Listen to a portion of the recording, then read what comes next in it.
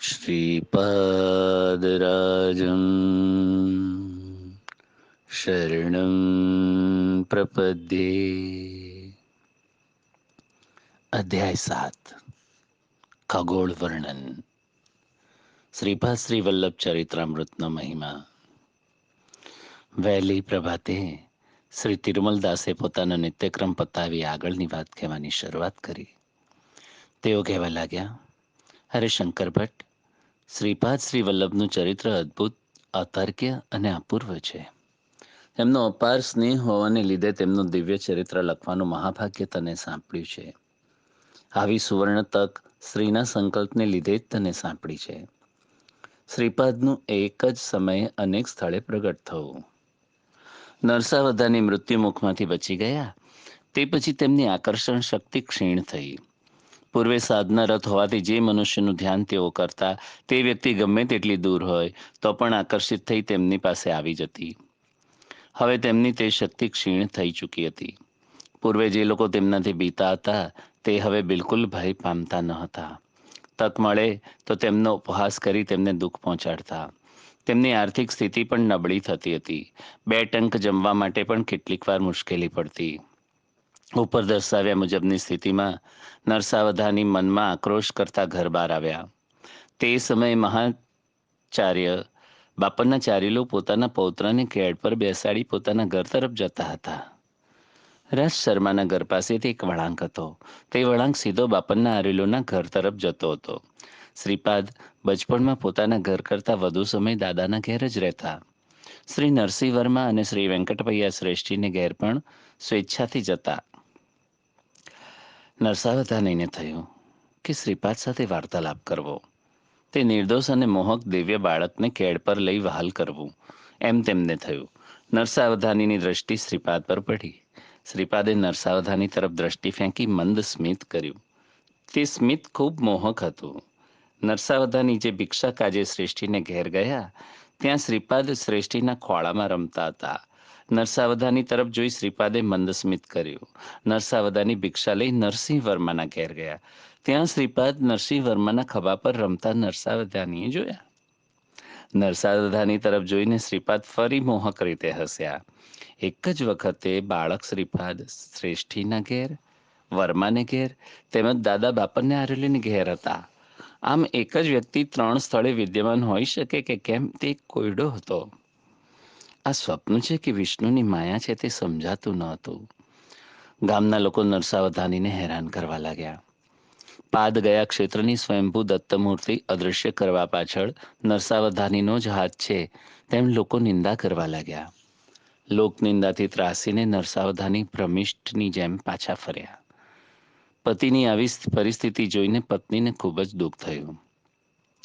મન હળવું કરવા તે ઘરના પૂજા સ્થળે મંદિરમાં ગઈ ત્યારે તેણે જોયું તો નર્યું આશ્ચર્ય હતું। તેમના મંદિરમાં શ્રીપાદ પ્રભુ બેઠા હતા। શ્રીપાદને જોઈને પતિ પત્નીને ખૂબ જ આનંદ થયો। પતિ પત્ની બંને શ્રીપાદને રાજગરાની ભાજી ભોજનમાં સ્વીકારવા આગ્રહપૂર્વકની વિનંતી કરી, પરંતુ શ્રીપાદે ભોજન સ્વીકારવા સ્પષ્ટ ના પાડી। કાળ, કારણ અને કર્મ આ ત્રણેયનો એક જ સમયે સંયોગ થાય તો અલભ્ય યોગ થાય છે। વિવેકશીલ મનુષ્ય આવા સુવર્ણ યોગનો લાભ લે છે, જ્યારે અવિવેકી મનુષ્ય ઉજ્જવલ ફાયદાથી ચૂકી જાય છે। શ્રીપાદ પ્રભુએ રાજગરાની ભાજી માટે હા પાડી, પરંતુ તે આગામી જન્મ માટે હતી। આગલા જન્મમાં મહારાષ્ટ્રની ભૂમિમાં શ્રીપાદ પ્રભુ નરસિંહ સરસ્વતીના અવતાર લેશે અને નરસાવધાનીએ આગામી જન્મમાં દરિદ્રી બ્રાહ્મણ તરીકે જન્મ લીધેલો થશે। એવા ગરીબ ઘરની ભિક્ષા લેવા શ્રીપાદ પ્રભુ વચન આપે છે। કદાચ સૂર્ય પોતાની ગતિ બદલે, ચંદ્ર પોતાની ગતિ બદલે, પરંતુ પ્રભુના વચન વિરુદ્ધ જવા પંચમહાભૂત સહિત કોઈ પણ જીવને માટે શક્ય નથી।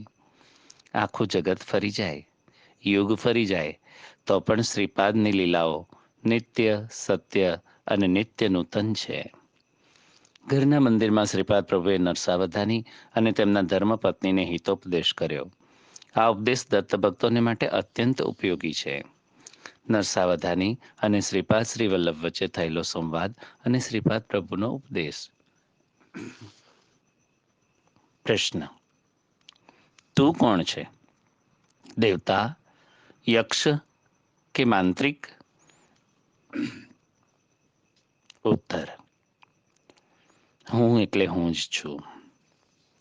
પંચભૂતાત્મક સૃષ્ટિના અણુ પરમાણુમાં વિદ્યમાન અદૃશ્ય શક્તિ તે હું જ. પશુ પક્ષી સમસ્ત પ્રાણી માત્રમાં માતૃ કે પિતૃ સ્વરૂપ સ્થિત તે હું જ. સકળ સૃષ્ટિના ગુરુરૂપ પણ હું જ છું. પ્રશ્ન: તું દત્ત ભગવાનનો અવતાર છે? ઉત્તર: નિઃસંશય હું દત્ત જ છું. તમે શરીરધારી હોવાથી તમે ઓળખી શકો તે માટે મેં શરીર ધારણ કર્યું છે. વાસ્તવમાં હું નિરાકાર અને નિર્ગુણ છું. પ્રશ્ન: એટલે તારે આકારને ગુણ નથી એમ? ઉત્તર: નિરાકાર હોવું તે પણ એક આકાર જ છે. તે જ રીતે નિર્ગુણ હોવું તે પણ એક ગુણ છે. આકાર ને નિરાકાર, સગુણ અને નિર્ગુણ એ બધાનો આધાર તે હું છું અને તેનાથી પર પણ છું. પ્રશ્ન: સર્વતું જ છવાયેલો હોય તો પ્રાણી માત્ર સુખ દુઃખ કેમ અનુભવે છે? ઉત્તર: તારામાં રહેતો તું જીવ ભાવ છે અને તારામાં સ્થિત હું ઈશ ભાવ એટલે કે પરમાત્મા છે. તારામાં રહેલી કર્તૃત્વ એટલે કે અહમની ભાવના રહે ત્યાં સુધી તને એ હું એટલે કે પરમાત્માનો ભાવ થઈ શકશે નહીં. જ્યાં સુધી તારામાં કર્તૃત્વ ભાવ છે ત્યાં સુધી સુખ દુઃખ પાપ પુણ્ય તારું મારું એવા દ્વંદ્વમાંથી મુક્તિ મળી ન શકે. તારામાં સ્થિત તું એટલે કે અહમભાવ નષ્ટ થઈ તારામાં રહેલા હું એટલે કે ઉચ્ચ દશામાં હોઈશ ત્યારે તું જીવ મારી નિકટ હોઈશ. આ પ્રમાણે તું જેમ જેમ મારી નિકટ આવીશ તેમ તેમ તું ક્રમશઃ પાપ પુણ્ય સુખ દુઃખ જેવા દ્વંદ્વોના બંધનમાંથી મુક્ત થઈશ.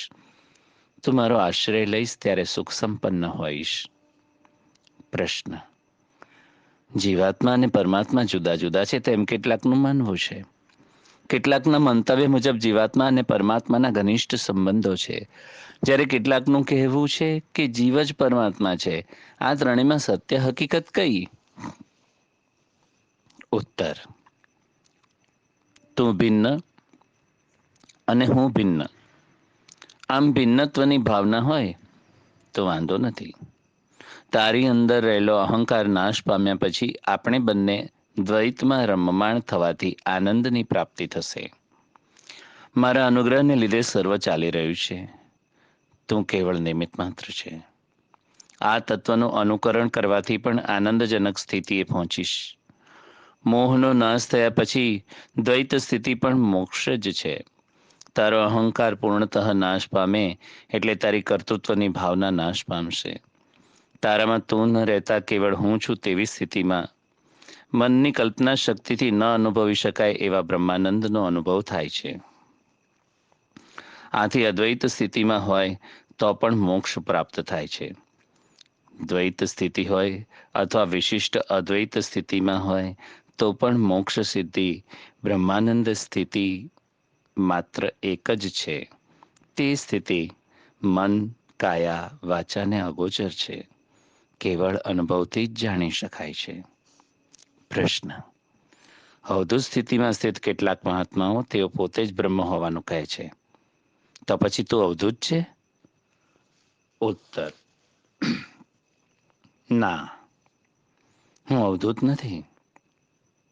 હું બ્રહ્મ છું અને બ્રહ્મ સર્વસ્વ હોવાથી અવધૂતોના તેવા અનુભવો છે. હું બ્રહ્મ હોવાથી હું સર્વ અંતર્યામી હોવાની મારી સ્થિતિ છે. પ્રશ્ન: તો પણ આ નજીવા ભેદને હું સમજી શકતો નથી. ઉત્તર: સમસ્ત સંસારના બંધનમાંથી મુક્ત થયેલા અવધૂત મારામાં લીન થઈ બ્રહ્માનંદ સુખનો ઉપભોગ કરે છે. તેમનામાં વ્યક્તિત્વ નથી. તેમનું વ્યક્તિત્વ ન હોવાથી તે સંકલ્પ રહિત હોય છે. આ સૃષ્ટિના મહાસંકલ્પમાં મહાશક્તિમાં હું છું. જીવ કેવડાવનાર માયાશક્તિમાં પણ હું જ છું. મારામાં લીન થયેલા અવધૂત પણ તું ફરી જન્મ લે એવી મારી આજ્ઞા થતાં તેમને જન્મ લેવો જ પડે છે. સંકલ્પયુક્ત સત્ય જ્ઞાન આનંદ સ્વરૂપ તેમનું છે. પ્રશ્ન: બીજને શેકવામાં આવતા તે અંકુરિત થતું નથી. તેવી જ રીતે બ્રહ્મજ્ઞાન પ્રાપ્ત કરીને બ્રહ્મમય થયેલાને પુનઃ જન્મ લેવા કેવું શક્ય બનતું હશે? ઉત્તર: શેકેલા બીજ પુનઃઅંકુરિત ન થવા એ સૃષ્ટિનો ધર્મ છે. શેકેલા બીજને પુનઃઅંકુરિત કરવા તે સૃષ્ટિકર્તાનું શક્તિ સામર્થ્ય છે. વાસ્તવિક રીતે જોતા મારો અવતાર આ સિદ્ધાંત દ્વારા સત્ય ધર્મ નિરૂપણ કર્યા પૂર્વે થયેલો છે. પ્રશ્ન: હે શ્રીપાદ ભગવાન, દત્તપ્રભુના અવતાર સિદ્ધાંતનું વિસ્તારથી વિવરણ કરો. ઉત્તર: ભૂત ભવિષ્ય વર્તમાન આ અવસ્થાત્રય તેમજ સૃષ્ટિ સ્થિતિ લય ઇત્યાદિ ત્રણનું અતિક્રમણ કરી વૃદ્ધ અત્રિ મહર્ષિ પ્રસિદ્ધ થયા. સૃષ્ટિના કોઈ પણ જીવ વિશે અથવા કોઈ પણ વસ્તુ વિશે અસૂયા દ્વેષ લેશ માત્ર પણ ન હોવાને લીધે માતા અનસૂયા વિખ્યાત થયા. બ્રહ્મા વિષ્ણુ રુદ્રના આધાર અને તેનાથી અતીત હોનાર તે પરમજ્યોતિ સ્વરૂપનું દર્શન પ્રાપ્ત કરવા માટે અત્રિ મહર્ષિએ ઘોર તપશ્ચર્યા કરી. તે પરમજ્યોતિ સ્વરૂપ પરમાત્માએ પોતાની અમૃત દૃષ્ટિ વડે સૃષ્ટિના પ્રત્યેક પ્રાણી અને વસ્તુનું અવલોકન કરી અનુગ્રહ કરવાના હેતુથી અનસૂયા માતાએ તપશ્ચરણ કર્યું હતું. કર્મસૂત્ર અનુસાર પાપ પુણ્યને અનુસરીને સુખ દુઃખ પ્રાપ્ત થાય છે. મહાપાપનું ફળ અલ્પ મળે તેમજ અલ્પ પુણ્યનું ફળ અધિક મળે તે સંકલ્પથી અનુસૂયા પ્રાર્થના કરતા. અત્યંત કઠણ એવી લોહ સાંકળને પોતાના તપોબળથી માતા અનસૂયાએ ખાવા યોગ્ય ચરણામાં રૂપાંતરિત કરી ખનિજમાં રહેલું ચૈતન્ય નિદ્રા અવસ્થામાં હોય છે. વનસ્પતિ લતા આદિમાં ચૈતન્ય અર્ધ નિદ્રાવસ્થામાં હોય છે. પશુમાં પૂર્ણ ચૈતન્યની સ્થિતિ હોય છે. ખનિજ તરીકે જન્મ લઈ મૃત્યુ પામવું, તે પછી વૃક્ષ ઇતરમાં જન્મ લેવો, તદનંતર પશુ જન્મ પામીને છેવટે મનુષ્ય જન્મ લેવો. માનવ જન્મ લીધેલા મનુષ્યે વિવેક જ્ઞાન વૈરાગ્યવંત થઈ પોતાનામાં સુષુપ્ત રહેલી પરમાત્મા શક્તિને જાગૃત કરી મોક્ષ પ્રાપ્ત કરી લેવો જોઈએ. પ્રકૃતિનો પરિણામ ક્રમનો ધર્મ પરમાત્માના અનુગ્રહથી બદલી શકાય છે તેમ માતાએ પુરવાર કર્યું છે. ત્રિમૂર્તિના રૂપમાં સ્થિત ચૈતન્ય જાગ્રત અવસ્થામાં હોવાથી તેને નિદ્રાવસ્થામાં બદલી તેમને બાળકોનું સ્વરૂપ આપ્યું. ત્રિમૂર્તિની શક્તિ એકઠી કરી અનઘાદેવીનું રૂપ ધારણ કર્યું. ત્રિદેવે દત્તાત્રેયનો અવતાર લઈ અનઘાદેવીનો અર્ધાંગિની તરીકે સ્વીકાર કર્યો. શ્રીપાદ શ્રીવલ્લભ અવતારી વામ ભાગે અનઘાદેવી અને દક્ષિણ ભાગે દત્તાત્રેય હોઈ અર્ધનારીશ્વર રૂપમાં પ્રભુનો જન્મ થયો. આવી મહોત્તર સૃષ્ટિને પોતાના સંકલ્પ માત્રથી સર્જન કરવાનું શક્તિ સામર્થ્ય ધરાવનાર પ્રભુને આવશ્યકતા અનુસાર સૃષ્ટિના ધર્મમાં એટલે કે નિયમોમાં ફેરફાર કરવાનું સહજ શક્ય છે તે તું જાણ. પ્રશ્ન: હે શ્રીપાદ, સૃષ્ટિ ધર્મમાં ફેરફાર કરવાનું સામર્થ્ય ધરાવનાર તું મારા દરિદ્રનું હરણ કરી શકતો નથી? ઉત્તર: તારું દારિદ્ર્ય હું અવશ્ય દૂર કરીશ, પરંતુ તારા આવતા જન્મે થોડું ઘણું દારિદ્ર્ય ભોગવ્યા બાદ રાજગરાની કિંમત ન જેવી હતી, તો પણ તને રાજગરા પર ખૂબ મોહ હતો. મારા માત પિતા દાદા દ્વારા ભાજીની યાચના કરવામાં આવી ન હતી. મારા જેવા બાળકનો કેટલો આહાર હોઈ શકે? રાજગરાની ભાજી માટે ઈચ્છા થતાં જ તે આપી હોત તો આજની ગરીબ સ્થિતિ તને પેદા થઈ ન હોત, પરંતુ તે તક જતી રહી. તારા મનની મલિનતા દૂર કરવા માટે તારું આ જીવન પૂરતું નથી. પ્રત્યેક મનુષ્ય પોતાનું પુણ્યફળ આયુષ્ય ઐશ્વર્ય કીર્તિ ધન સૌંદર્ય ઇત્યાદિ રૂપે મેળવે છે. પાપનું ફળ ગરીબાઈ અલ્પાયુષ કુરૂપતા કુખ્યાતિના રૂપમાં મેળવે છે. તારા પુણ્યનો મોટો ભાગ લઈ તને આયુષ્ય આપ્યું, આથી તારું પુણ્ય વપરાઈ ગયું. હવે તારું પાપ વધુ હોવાથી તારે દારિદ્ર્ય ભોગવવું જોઈએ, અને તે પણ સ્વયંભૂ દત્તની તે આરાધના કરી હોવાથી ગરીબ હોવા છતાં તને 2 ટંક અન્નની ખેંચ નહીં પડે. મારા તને આશીર્વાદ છે. પ્રશ્ન: હે શ્રીપાદ, વર્ણાશ્રમ ધર્મ પ્રમાણે વર્તન કરવું તેમ શાસ્ત્ર નિર્ધાર છે. તમારા દાદાએ વૈશ્યને વેદોક્ત પદ્ધતિથી ઉપનયન કરી શકાય તેવો નિર્ણય આપ્યો. તે નિર્ણય ભૂલ ભરેલો નથી? ઉત્તર: સત્ય ઋષિશ્વરના નિર્ણયમાં ભૂલ શોધનાર તારી જીભ કાપી નાખવી જોઈએ. દાદા એટલે કોણ? તેઓ સાક્ષાત ભાસ્કરાચાર્ય હતા. વિષ્ણુદત્ત અને સુશીલા નિસ્વાર્થ અને પરમ પવિત્ર એવું દંપતી. તેમને મારા માતા પિતા તરીકે જન્મ લેવા મેં કાળ અને કર્મ દેવતાને આદેશ આપ્યો. નરસિંહ વર્માના પૂર્વજ શ્રી લક્ષ્મી નૃસિંહ સ્વામીના અનન્ય ભક્ત સિંહાચળમાં હંમેશા આયોજાતા યજ્ઞયાગમાં વિશિષ્ટ અન્નદાન કરનાર કુટુંબ. મેં પીઠિકાપુરમાં જન્મ લેતા પૂર્વે એક વિશિષ્ટ ક્રમ પદ્ધતિથી આ ઘટના ઘટાવી. તે 3 વંશના ઋણાનુબંધ એક જ જન્મમાં સમાપ્ત કરી શકાતા નથી, અથવા એક જ અવતારમાં તે સમાપ્ત કરવા જેવા સામાન્ય નથી. મારો વરદસ્ત તેમના પર વંશો વંશમાં હશે. મારી છત્રછાયામાં તેઓ હંમેશા નિશ્ચિંત રહેશે. ભક્તોને શ્રીપાદ વલ્લભનું અભય વચન. હવે મારા વિશે કહેવું હોય તો નજીવી કિંમતની રાજગરાની ભાજી તું મને આપી શક્યો નહીં. મેં ભોજન કર્યું હોત તો લાખો લાખ બ્રાહ્મણ ભોજનનું પુણ્ય તને પ્રાપ્ત થયું હોત. તું સાચે જ અભાગી છે. ધર્મ એટલે શું અને અધર્મ એટલે શું એમ વાદ હોય તો શાસ્ત્રનો આશ્રય લેવો જોઈએ. શાસ્ત્ર પ્રમાણે આચરણ કરવું કે ન કરવું એ વિશે ચર્ચા ચાલતી હોય તો નિર્મલ અંતઃકરણ ધરાવનાર સત્પુરુષનું વચન શાસ્ત્ર ગણાય. તેમનું વચન વેદવાક્ય સમાન અને ધર્મસંમત હોય છે. તેમણે અધર્મ પ્રમાણે નિર્ણય આપવા જો પ્રયત્ન કર્યો હોય તો પણ ધર્મદેવતા તેમને અધર્મ માર્ગથી પરાવૃત્ત કરી ધર્મસંમત નિર્ણય આપવા માટે બાધ્ય કરશે. હિંસા કરવી તે પાપ છે એમ શાસ્ત્ર કહે છે, પરંતુ શ્રીકૃષ્ણ પરમાત્મા સમક્ષ થયેલું ધર્મયુદ્ધ કહેવાયું. કૌરવ પાંડવ વચ્ચેનું યુદ્ધ ધર્મયુદ્ધ, અને યુદ્ધ જે સ્થળે થયું તે ધર્મક્ષેત્ર તરીકે પ્રખ્યાત થયું. યજ્ઞ કરવો તે એક પુણ્ય કર્મ છે, પરંતુ પરમાત્મા સ્વરૂપ શંકર ભગવાનને ન બોલાવતા આદરેલા દક્ષ યજ્ઞનું અંતમાં યુદ્ધમાં રૂપાંતર થયું. દક્ષનું મસ્તક ધડથી છૂટું પાડવામાં આવ્યું અને તેને અજાનું મસ્તક લગાડવામાં આવ્યું. રોગીને પિત્ત પ્રકોપ થયો હોય તો વૈદ્ય લીંબુ, આમળા ઇત્યાદિથી ઉપચાર કરે છે. શરીરનો કોઈક ભાગ કોવાઈ ગયો હોય તો તે ભાગ શસ્ત્ર વડે કાપીને દૂર કરી જેમ શલ્ય ચિકિત્સન નિદાન શુશ્રૂષા કરે છે, તેવી જ રીતે હું પણ ભવરોગનો વૈદ્ય છું. મારામાં દેવતાઓના અંશ છે, તે જ રીતે રાક્ષસના પણ અંશ છે. હું ઉન્મત્તની જેમ, પિશાચની જેમ અથવા કોકવાર રાક્ષસની જેમ પણ વ્યવહાર કરું છું. મારા અંતર્ગત જીવો વિશે અત્યંત કરુણા હોવાથી તમારો સ્વભાવ, તમારું શુભ અશુભ કર્મ તેને અનુસરીને હું વર્તન કરું છું. મારા અનન્ય શરણાગત ભક્તનો હાથ હું કદી છોડતો નથી. દૂર રહેલા મારા ભક્તોને હું મારા ક્ષેત્ર નજીક આણું છું. ઋષિનું કુળ અને નદીનું મૂળ પૂછવું નહીં. આદિ પરાશક્તિ કન્યકા પરમેશ્વરીનું અવતરણ વૈશ્યકુળમાં નથી થયું? સિદ્ધ ગણાયેલા મુનિમાં વૈશ્ય મુનિ નથી?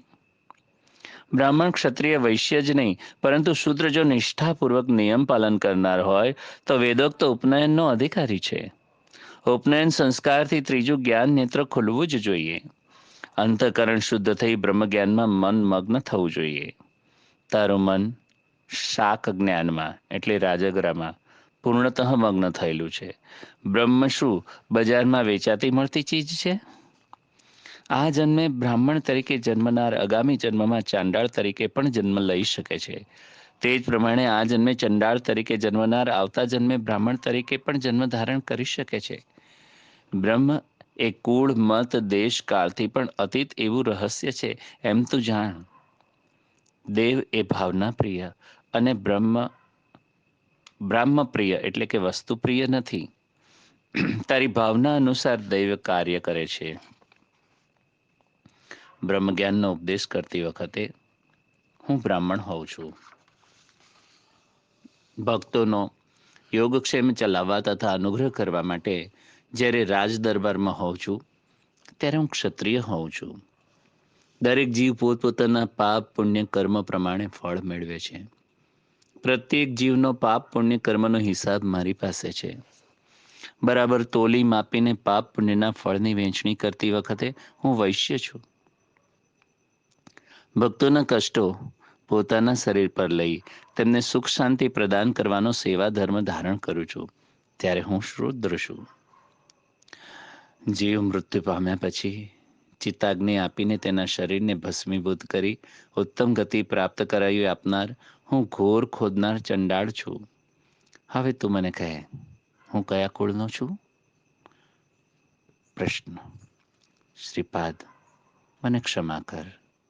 હું અજ્ઞાની છું. તમે સાક્ષાત દત્ત પ્રભુ છો. સમસ્ત જીવોનો આશ્રય તમે જ છો. આ સૃષ્ટિ કેવી રીતે ઉત્પન્ન થઈ તેનું વિવરણ કરી મને કૃતાર્થ કરો. લોકાલોક વર્ણન. ઉત્તર. દાદાજી, સ્વર્ગમાં 88,000 ગૃહસ્થ મુનિનો નિવાસ હોય છે. પુનરાવૃત્તિ એ તેમનો ધર્મ એટલે કે સ્વભાવ હોય. ધર્મ પ્રચાર માટે તેઓ બીજ રૂપે વિદ્યમાન રહે છે. પરમાત્માની અનિર્વચનીય શક્તિના એક અલ્પશા અંશથી જગતની સૃષ્ટિ રચવા માટે બ્રહ્મદેવની ઉત્પત્તિ થઈ. પરમાત્મા થકી ક્રમથી સર્વવ્યાપી એવા જીવનું નિર્માણ થયું. પરમાત્માના તેજથી તે જળમાં કોટી કોટી સંખ્યામાં સુવર્ણકાંતિયુક્ત અંડ ઉત્પન્ન થયું. એ અંડમાં એક અંડ એવું જે બ્રહ્માંડ, તેમાં આપણે નિવાસ કરીએ છીએ. આ અંડનો અંદરનો ભાગ અંધકારમય છે. ત્યાં પરમાત્માનું તેજ મૂર્તિમાન થવાથી તે અનિરુદ્ધ નામથી વિખ્યાત થયા.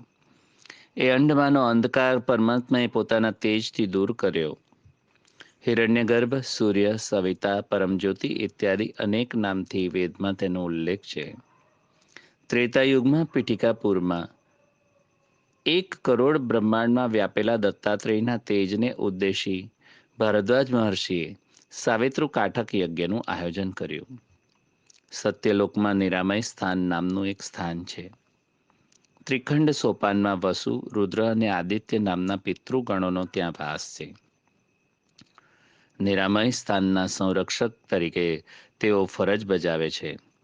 બ્રહ્મલોક તરીકે ઓળખાતા આ લોકમાં ચતુર્મુખ બ્રહ્મા નિવાસ કરે છે. તે વિદ્યાસ્થાન અથવા મૂળ પ્રકૃતિ સ્થાન તરીકે પણ ઓળખાય છે.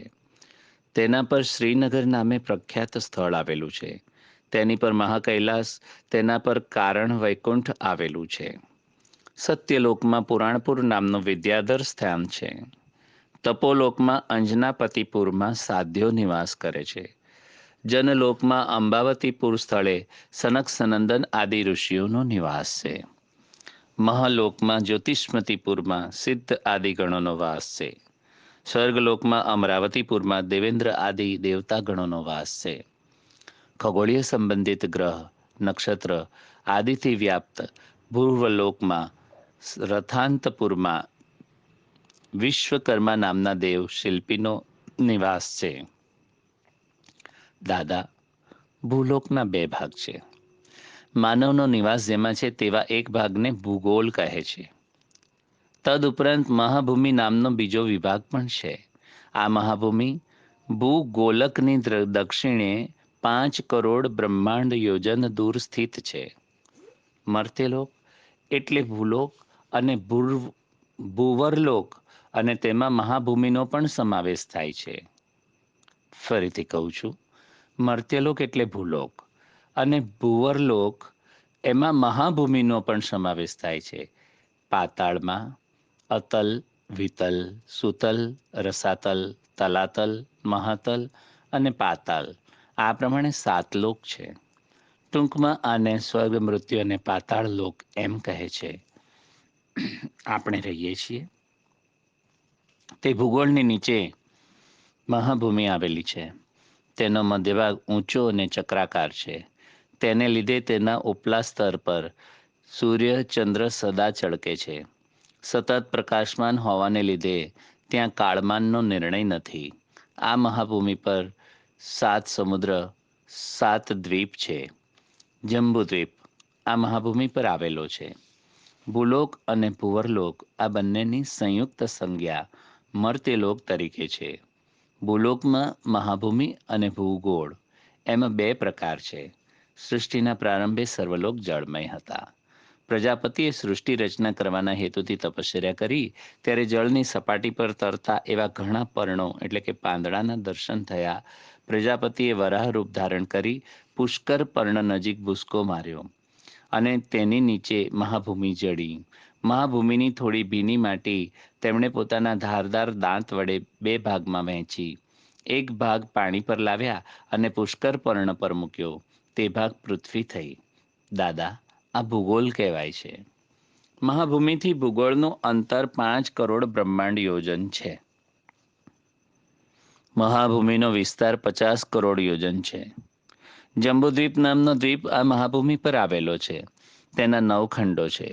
દેવખંડમાં દેવતા અને ગવત્સખંડમાં ભૂતોનો નિવાસ છે. પુરુષ ખંડમાં કિન્નર અને ભરતખંડમાં માનવ, શરભખંડમાં સિદ્ધ, ગંધર્વખંડમાં ગાંધર્વ, તામ્રખંડમાં રાક્ષસ, શેરુખંડમાં યક્ષ, ઇન્દુખંડમાં પન્નગોનો નિવાસ છે.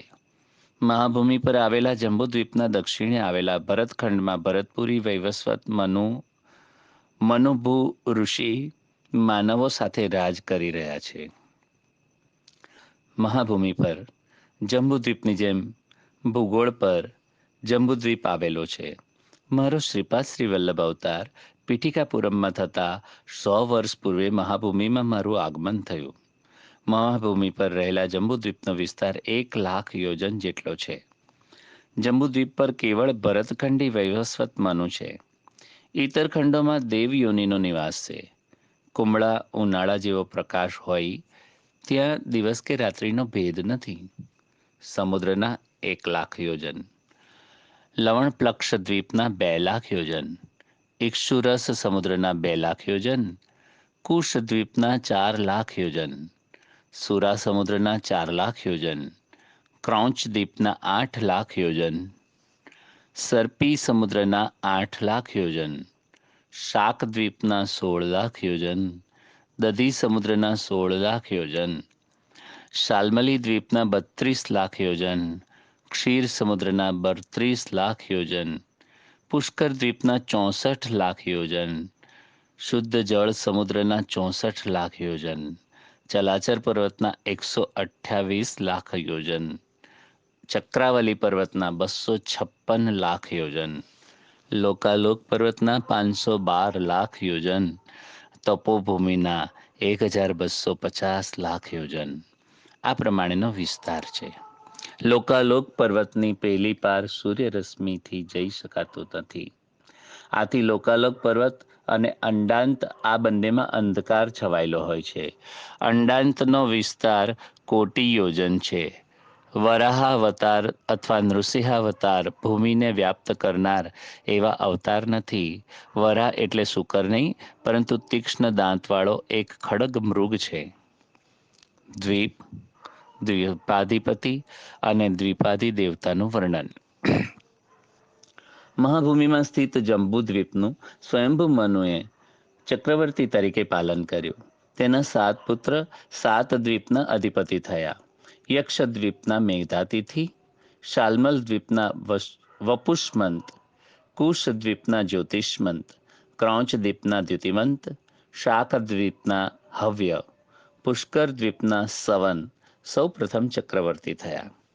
પ્લક્ષદ્વીપના ચતુર્વર્ણ આર્યક, કુરર, વિંદક અને ભાવિન એ નામે પ્રસિદ્ધ છે. ચંદ્રાકૃતિમાં સ્થિત વિષ્ણુ એ તેમના આરાધ્ય દૈવત છે.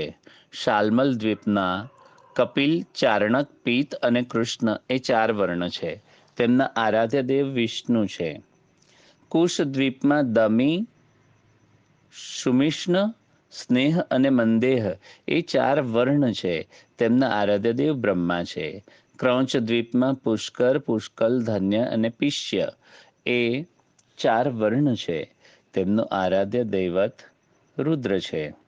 શાક દ્વીપમાં મંત્ર, માગધ, માનસ અને મંદ એમ 4 વર્ણ છે. તેઓ સૂર્ય ભગવાનની ઉપાસના કરે છે. પુષ્કર દ્વીપમાં માત્ર ચતુર્વર્ણ નથી. દેવતાની જેમ બધા જ રોગ અને શોક મુક્ત હોય આનંદથી કાળક્રમણ કરે છે. તેમનું આરાધ્ય દૈવત બ્રહ્મા છે. આપણા ભૂગોળમાં જંબુ દ્વીપમાં ભરતવર્ષ, કિમપુરુષ વર્ષ, હરિવર્ષ, કેતુમાલ્ય વર્ષ, ઇલાવૃત વર્ષ, ભદ્રાશ્ચ વર્ષ, રમ્યક વર્ષ, હિરણ્યક વર્ષ અને કુરુવર્ષ એ નામના ભાગ છે. મહાભૂમિ ગોળાકાર હોય મધ્યભાગે કાચબાની પીઠ પ્રમાણે ઊંચો છે. આ ઊંચા ભાગને ભૂમંડળ કહે છે. ભૂગોળ માત્ર લીંબુ જેવું ગોળ હોય છે. મહાભૂમિ મેરુ રેખાથી વળાંક લઈ બ્રહ્માંડના છેડા સુધી વ્યાપ્ત છે. ભૂગોળ માત્ર જ્યોતિષ ચક્રના સમાનાંતરે મધ્યભાગે સ્થિત છે. મહાભૂમિના મધ્યભાગે આવેલા મેરુ રેખાની આસપાસ જંબુદ્વીપ આવેલો છે. તેમાં સપ્ત સમુદ્ર, સપ્તદ્વીપ આદિ છે. ભૂગોળના ઉત્તરાર્ધને દેવભાગ અને દક્ષિણાર્ધને અસુર ભાગ કહે છે. મહાભૂમિના મધ્યભાગે દેદીપ્યમાન મેરુ સ્થિત છે, જે જીવોનું પાલન કરનાર મનુનું નિવાસસ્થાન છે. ભૂગોળ જીવોનું નિવાસસ્થાન છે. મહાભૂમિમાં સ્થિત ચક્રવાળ પર્વત શિખર પર જ્યોતિષ ચક્ર સ્થિત છે. ભૂગોળ માત્ર આનાથી ભિન્ન છે. 7 કક્ષાથી આવૃત જ્યોતિષ ચક્ર ભૂગોળની રોજ એક વખત પ્રદક્ષિણા કરે છે. મહાભૂમિમાં શીત તેમજ ઉષ્ણ અને વાત અલ્પ પ્રમાણમાં હોય, સદૈવ પ્રકાશમાન હોવાથી નિત્ય દિવસ હોય છે અને કાળને વ્યતાસ નથી. ભૂગોળમાં આનાથી વિપરીત છે.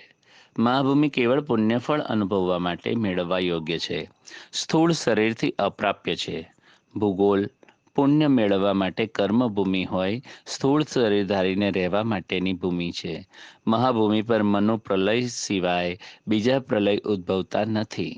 ભૂગોળમાં યુગ પ્રલય, મહાયુગ પ્રલય, મનુ પ્રલય ઇત્યાદિ ઘટે છે. મહાભૂમિને ધાત્રી અને વિધાત્રી એવા નામ છે. ભૂગોળને મહી, ઉર્વી, ક્ષિતિ, પૃથ્વી, ભૂમિ તેવા વિવિધ નામો છે. દાદા, હવે તમને પાતાળલોક વિશે કહું છું, તે તમે સાંભળો. અતલમાં પિશાચ ગણો, વિતલ લોકમાં ગુહ્યક, સુતલ લોકમાં રાક્ષસ, રસાતલ લોકમાં ભૂત, તલાતલ લોકમાં યક્ષ, મહાતલમાં પિતૃઓ અને પાતાળમાં પન્નગોનો વાસ છે. પાતાળ લોકના નિવાસી લોકાધિપતિ અને ખંડનું વિવરણ. વિતલ લોકનો અને નવનિધિનો અધિપતિ કુબેર છે. તે બ્રહ્માંડનો કોષાધિપતિ હોય ઉત્તર દિશામાં અલકાપુરીમાં તેનો નિવાસ છે. વિતલ લોકના મેરુ ભાગના પશ્ચિમે યોગિનીપુરમાં મય રહે છે. તે રાક્ષસોનો શિલ્પી હોય. તેણે ત્રિપુરાસુરને આકાશમાં ઊંચે વિહાર કરવા યોગ્ય એવું ત્રિપુર નિર્માણ કરી આપ્યું. સુતલના વૈવસ્વતપુરમાં યમનું આધિપત્ય છે. તે દક્ષિણ દિશાના અધિપતિ છે. આ નગરમાં પ્રવેશ કરતા પૂર્વે અગ્નિહોત્રા નદી આવેલી છે. તે વૈતરણી નામે પણ ઓળખાય છે. પુણ્યાત્માઓને આ નદી પાર કરવી સુલભ છે, જ્યારે પાપી લોકોને આ નદી પાર કરતા ખૂબ જ કષ્ટ પડે છે. રસાતલમાં પુણ્યનગર સ્થળે નિરુતિ નામનો દૈત્ય રાજ્ય કરે છે. તે નૈઋત્ય દિશાનો અધિપતિ છે. તલાતલ લોકમાં ઘનિષ્ઠપુરમાં પિશાચગણો સાથે વેતાળનું રાજ્ય છે. મહાતલમાં કૈલાસપુરીમાં સર્વભૂત ગણો સહિત કાત્યાયનીપતિ ઈશાન નિવાસ કરે છે. તે ઈશાન દિશાનો અધિપતિ છે. પાતાળમાં વૈકુંઠ નગર આવેલું છે. ત્યાં શ્રીમન નારાયણ પાતાળમાં નિવાસ કરતા અસુરો સાથે, વાસુકી અને બીજા સર્વશ્રેષ્ઠો સાથે શેષશાયી થઈ બિરાજમાન છે. આને શ્વેતદીપમાં સ્થિત કાર્ય વૈકુંઠ એમ કહે છે. પાતાળ લોકમાં ત્રિખંડ સોપાન છે. પ્રથમ ખંડમાં અનંગ જીવોનો વાસ છે. દ્વિતીય ખંડમાં પ્રેતગણોનો વાસ છે અને તૃતીય ખંડમાં યાતનામય શરીર પ્રાપ્ત કરેલા જીવો દુઃખથી આક્રોશ કરે છે. મહાભૂમિમાં સપ્ત સમુદ્ર અને સપ્તદ્વીપ છે. તેની વચ્ચે જંબુદ્વીપ છે. જંબુદ્વીપનું 9 ખંડોમાં વિભાજન થયેલું છે. દક્ષિણ દિશામાં આવેલા ખંડને ભરતખંડ કહે છે.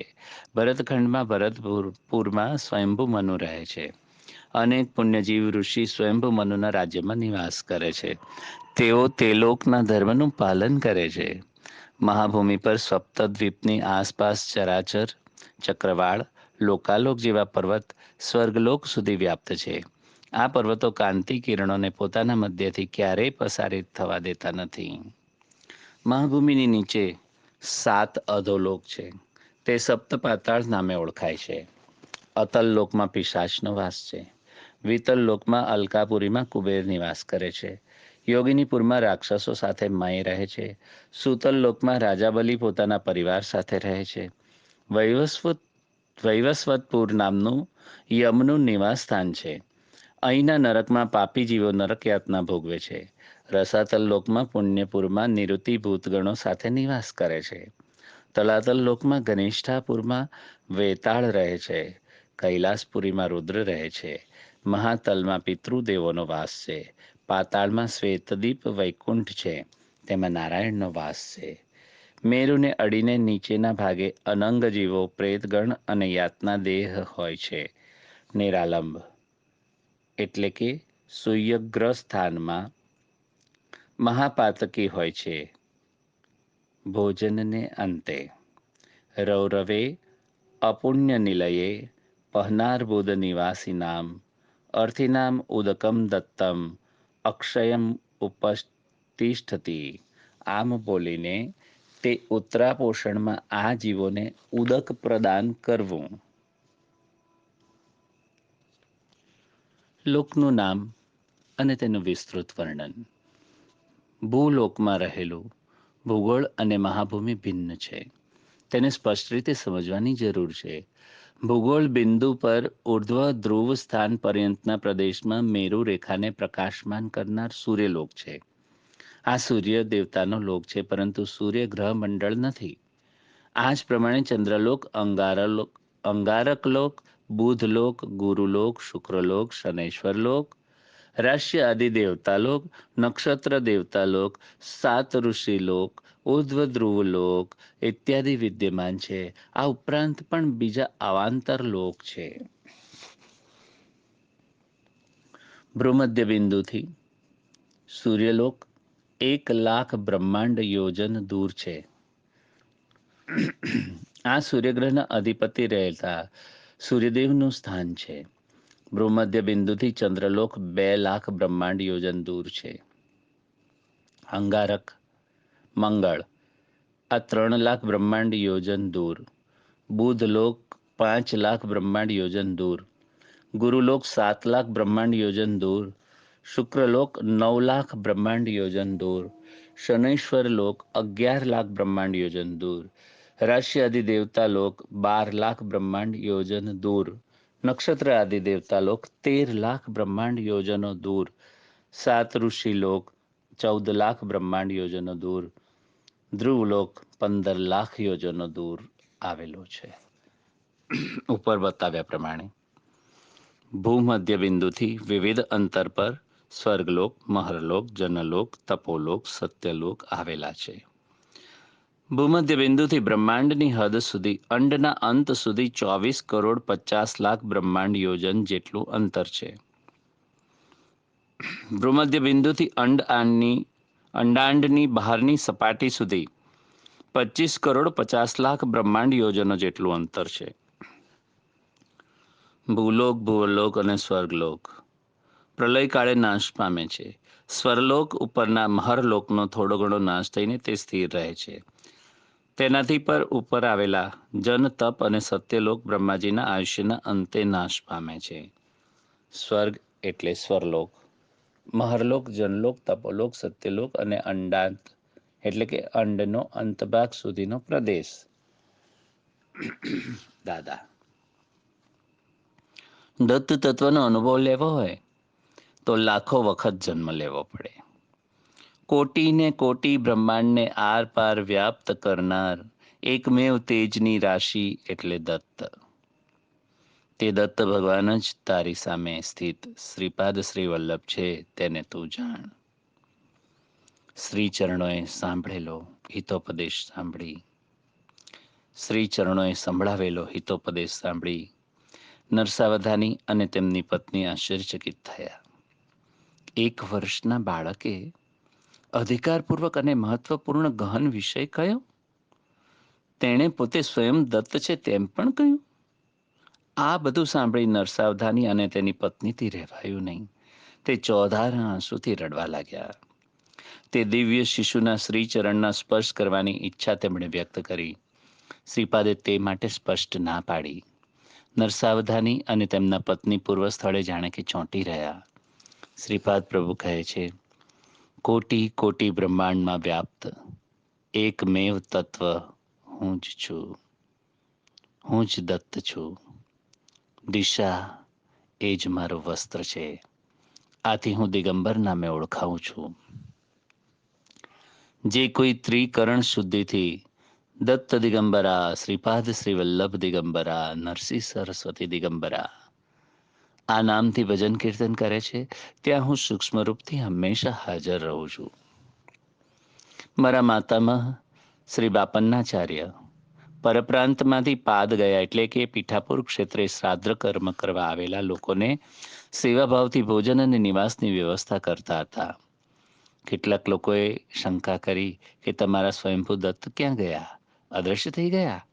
તે અંગે શ્રીપાદ કહે છે, તે દત્ત હું જ છું. મેં જ્યાં જન્મ લીધો તે પવિત્ર ઘરમાં રહેવા આવનાર સાચે જ પવિત્ર થશે. પિતૃદેવતાઓને ખાતરીથી પુણ્યલોકની પ્રાપ્તિ થશે. પ્રભુની બાળપણથી કરતા આવેલી લીલાઓનો અંત જ ક્યાં છે? જીવતા છે તેવા જીવોને તેમજ મૃત્યુ પામેલા જીવોનું યોગક્ષેમ વહન કરનાર પ્રભુ હું જ છું. મને જન્મ ને મરણ બંને સમાન છે. છતાં તને લાગે છે કે સ્વયંભૂ દત્તની સેવા કરવાનું ફળ આ જ? આવી મૂંઝવણ તારા મનમાં છે. તારા પર આવેલો ખોટો આરોપ એટલે કે દત્ત મૂર્તિને તાંત્રિક વિધિથી અદૃશ્ય કરવાનો આરોપ. તેને દૂર કરવા તને સ્વયંભૂ દત્તના શીઘ્ર દર્શન થશે અને મૂર્તિની પુનઃ પ્રતિસ્થાપના થશે. તને મેં આયુષ્ય આપ્યું. દત્તનું સદા ધ્યાન કરજે. આગામી જન્મે તને અનુગ્રહ મળશે તેવું આશ્વાસન આપું છું. આ જન્મે મારી પાદુકાઓને સ્પર્શ કરવાનું મહાપુણ્ય તારા નસીબે લખાયું નથી. કોટી કોટી બ્રહ્માંડનું સર્જન, રક્ષણ અને લય કરનાર એકમાત્ર પ્રભુ એવો હું મારા વરદ હસ્તથી તને આશીર્વાદ આપું છું. મહાભયંકર એવો ધ્વનિ થયો. શ્રી ચરણોના શરીરના અણુ પરમાણુ વિઘટન પામી શ્રીપાદ પ્રભુ અદૃશ્ય થયા.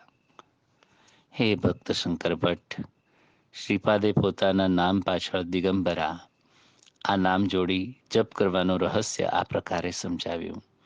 તેમનું સર્વવ્યાપક તત્વ, નિરાકાર તત્વ સાકાર રૂપમાં અવતીર્ણ થયું તે વાત આપણી કલ્પના બહારની વાત છે.